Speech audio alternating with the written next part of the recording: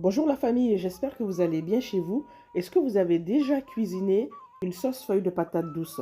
Aujourd'hui, je vous propose de venir dans ma cuisine pour que je vous montre comment je fais. La recette que je partage aujourd'hui, on ne va utiliser que du poisson. Donc ce sera une sauce sans bœuf.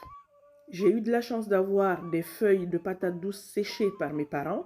Donc aujourd'hui, on va mettre que de l'eau chaude et les laisser tremper le temps de commencer la cuisson de l'autre côté.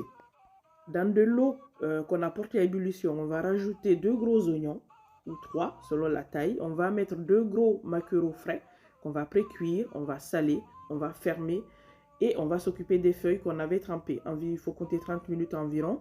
Regardez, ils sont déjà ramollis.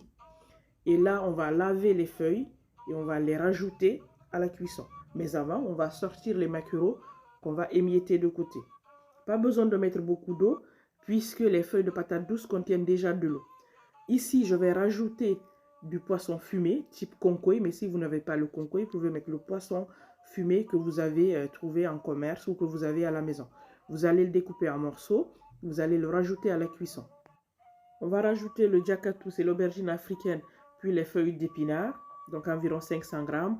On va laisser mijoter et mélanger. Ensuite, on va rajouter le bonga, le sanfoui et le oji.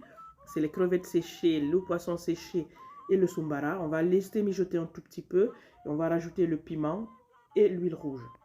On va découper finement la cébette. On va rajouter à la sauce. Puis les maquereaux qu'on a émiettés. Puis 6 gombo qu'on a mixés. On va mélanger régulièrement. On va baisser le feu. Et la sauce sera presque prête à être dégustée. Il faut attendre environ 15 à 20 minutes. Et après, la sauce est prête. Regardez, elle est prête là. Donc, il y a l'huile rouge qui est remontée. Les poissons sont cuits. Les oignons sont cuits. Les feuilles sont tendres. Donc, tout est bon. Le gombo, il est cuit. Il ne reste plus qu'à déguster. Moi, je vais manger cette sauce avec du riz étuvé. Donc, ça ressemble un peu au barabara de la Guinée. Et ce sera un régal. J'invite tous mes abonnés, allez hop, venez à ma table et partagez ce repas avec moi. Et je vous remercie du fond du cœur pour vos likes, vos partages, vos commentaires, vos messages. Regardez, ça donne envie, hein? Avec un filet d'huile d'olive, un filet d'huile rouge, c'est juste appétissant et c'est juste un régal. Moi, je vous retrouve bientôt pour une nouvelle recette, d'autant plus que c'est bientôt le Ramadan. À bientôt!